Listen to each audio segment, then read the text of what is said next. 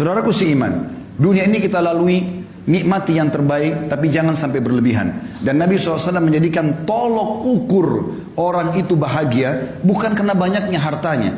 Tapi perhatikan kata Nabi SAW apa? Di dalam hadis yang sahih, diriwayatkan Imam Bukhari dalam kitab Adabul Mufrad, man asbaha minkum aminan fi sirbi. Siapa yang tiba pagi hari dalam kondisi jiwanya tenang, mu'afan fi jasadi, jasadnya sehat, indahu qutu yaumi, dia punya makanan yang dia bisa makan untuk hari itu, faka'annama hizat lahu dunya, ketahuilah dunia telah dia kuasai. Jadi di sini pola ukurnya adalah bukan hal-hal yang lain. Harta yang kita kumpulkan itu akan menjadi penolong bagi kita di akhirat atau justru menjadi kecelakaan bagi kita. Juga dalam sabda Nabi SAW yang lain, riwayat Imam Ahmad dan juga Ibnu Majah dengan sanad sahih, kata baginda Nabi SAW, man kanatid dunya hammahum, siapa yang dunia menjadi targetnya, tidak ada urusannya sama halal haram, gak ada urusannya dengan masalah akhirat, farraqallahu alaihi amrah, Allah akan sibukkan dia dengan perkara-perkara, tidak selesai-selesai, ini gak selesai, itu gak selesai, semuanya jadi masalah buat dia. Wa ja'ala faqrahu baina ainai, Allah jadikan kefakiran di depan matanya, biar mobilnya mewah, rumahnya mewah, segala macam ada, tetap dia merasa tidak pernah puas. Walam ya'tihi minad dunya illa ma kutibalah, dan tidak akan sampai kepadanya urusan dunia ini kecuali yang sudah dicatatkan baginya. Wa man kanatil akhirah niyatuhu, siapa yang akhirat menjadi niatnya, targetnya, dunia dia tunggangi untuk ke sana, setiap kali dia membantu orang targetnya untuk akhirat, dia melakukan ketaatan apa saja semuanya untuk akhirat, jama'allahu amrah, Allah akan selesaikan urusan-urusannya. Wa ja'ala ginahu fi qalbihi, dan Allah jadikan kaya di dalam hatinya sehingga selalu dia merasa puas. Wa atathu dunya wa hiya ragima, dan orang seperti ini dunia akan datang mengejarnya dalam kondisi terhina. Dalam pepatah dikatakan, siapa yang kejar akhirat dunianya akan ikut, dan siapa yang mengejar dunia akhiratnya akan luput. Saudaraku seiman, Nabi SAW juga mengingatkan kepada kita, yaqulu ibn Adam, dalam hadis sahih riwayat Imam Muslim, anak Adam banyak berkata, mali, mali, hartaku, hartaku, kapan proyekku bisa tembus, kapan aku begini, dari proyek ini ke proyek itu, tanpa memikirkan mana halal haramnya. Wa hallaka ya ibn Adam min malik, apakah kau sadar hai anak Adam, kata Nabi SAW, sesungguhnya hartamu illa ma akalta fa'afnait, sesungguhnya hanya dalam bentuk makanan lalu akan habis. Au labista fa'ablait, atau kau beli pakaian lalu kemudian punah juga. Au tasaddaqta fa'amdait, atau kalau kau cerdas kau akan sedekahkan maka beruntunglah kamu. Ali bin Abi Thalib mengingatkan kepada kita dalam riwayat Bukhari, beliau mengatakan irtahalatid dunya mudbirah, ketahuilah dunia sudah meninggalkan kita, umurnya dunia makin sedikit. Sudah banyak orang sebelum kita meninggal dunia yang jauh lebih hebat daripada kita, lebih banyak idenya, lebih banyak keturunannya, sebagaimana saya katakan tadi. Wartahalatil akhirah muqbilah, dan akhirat sedang menuju kepada kita. Walikulli wahidin minhuma banun, kedua wilayah ini punya anak-anak. Fakunu min abna'il akhirah, jadikan diri kalian anak-anak akhirat. Wala takunu min abna'id dunya, dan jangan kalian tinggal menjadi anak-anak dunia. Fa innal yawma amalun wala hisab, karena hari ini di dunia bisa bebas beramal tapi belum ada hisabnya. Wa gadan hisabun bila amal, tapi besok di akhirat akan ada hisab, tidak ada lagi kesempatan untuk beramal. Saudaraku seiman, di dalam hadis yang lain juga Nabi SAW mengatakan, kun fid dunya ka'annaka gharibun aw abiru sabil, jadikan dirimu di dunia ini seperti orang yang asing atau hanya sekedar lewat saja. Dalam riwayat lain, wa'udda nafsaka min ahlil kubur, dan selalu siapkan dirimu untuk menjadi penghuni kubur. Wa qala Ibnu Umar radhiyallahu anhuma, dan Abdullah bin Umar berkata dalam riwayat yang sama bersambung menanggapi hadis Nabi SAW, riwayat Bukhari, idza amsayta fala tantadhirus sabah, kalau kau tiba sore hari jangan tunggu pagi hari. Wa idza asbahta fala tantadhirul masa, kalau kau tiba pagi hari jangan tunggu sore hari. Wa khudh min sihhatika limaradik, maksimalkan masa sehatmu sebelum kamu sakit. Wa min hayatika limautik, dan selama hidupmu untuk persiapan matimu.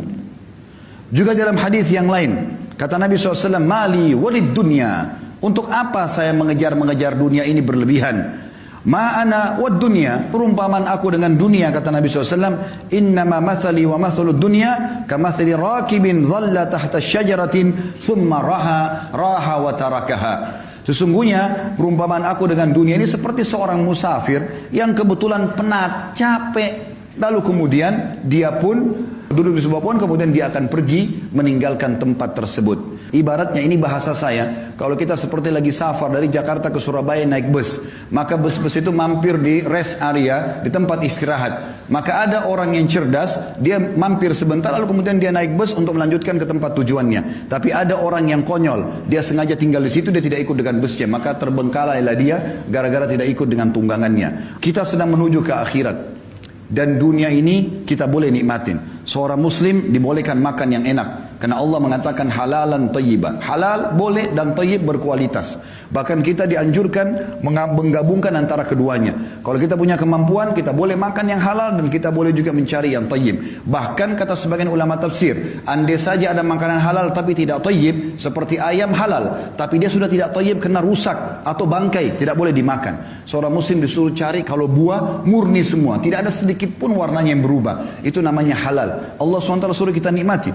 Kita boleh menikmati punya kendaraan, punya pakaian, segala macam. Nabi SAW punya 11 rumah. Karena beliau berpoligami. Setiap rumah punya pembantu di istri-istrinya. Setiap rumah ada untanya. Nabi SAW menikmati itu.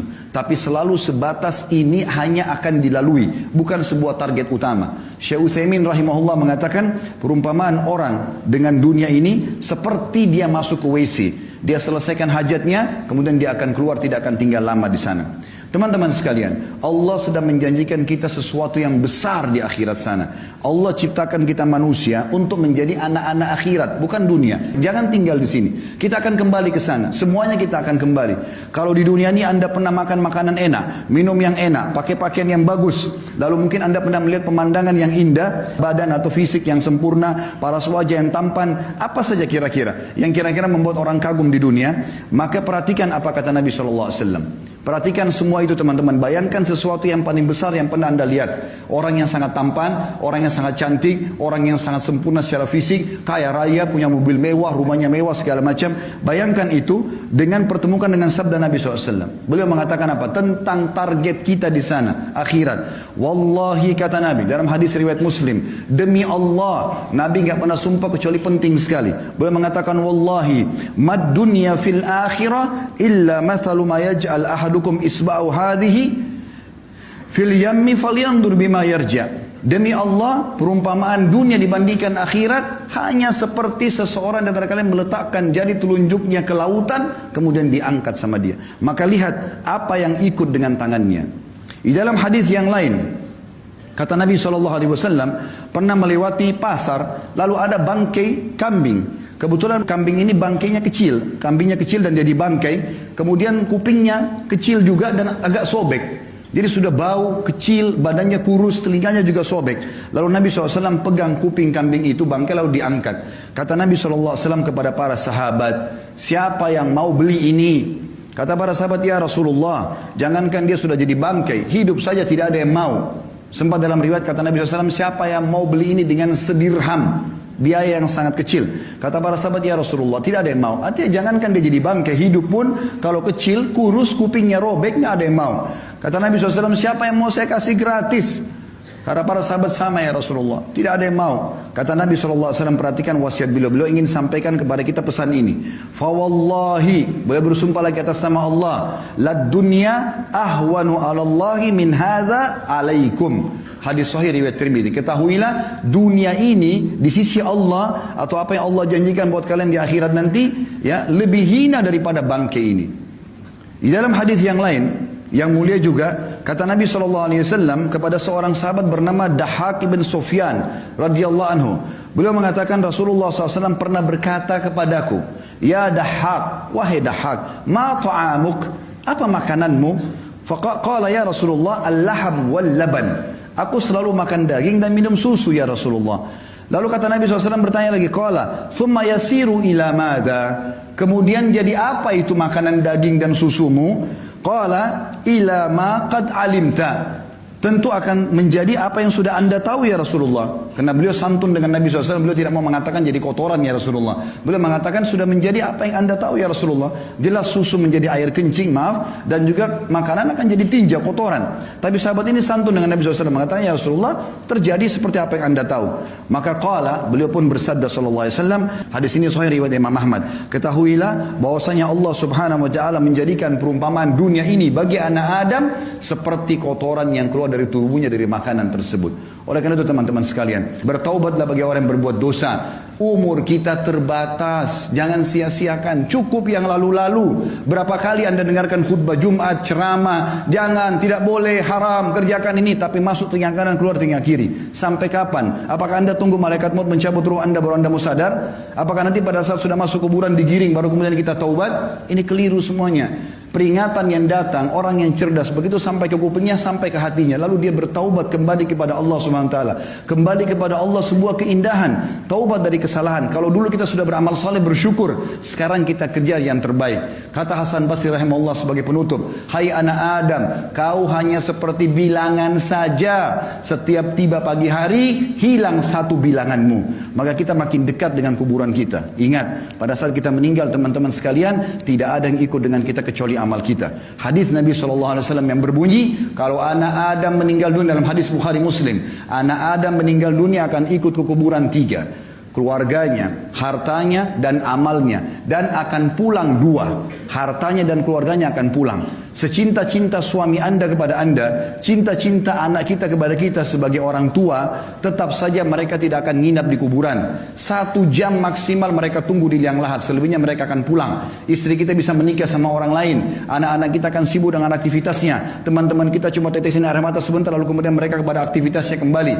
Mobil mewah kita hanya bisa parkir di pagar kuburan. Dan yang tinggal, kata Nabi SAW, setelah pulang keluarga dan hartanya, tinggal bersama amalnya. Sholat yang selama ini kita kerjakan hanya buru-buru. Sedekah yang selalu keluarnya cuma 1.000-2.000 rupiah. Selalu perhitungan ini dan itu. Selalu bermaksiat, tidak sempat taubat. Itu yang tinggal bersama kita. Dan ini berbahaya. Kalau kita tidak tentukan mulai sekarang, maka sampai kapan? Allahu a'lam.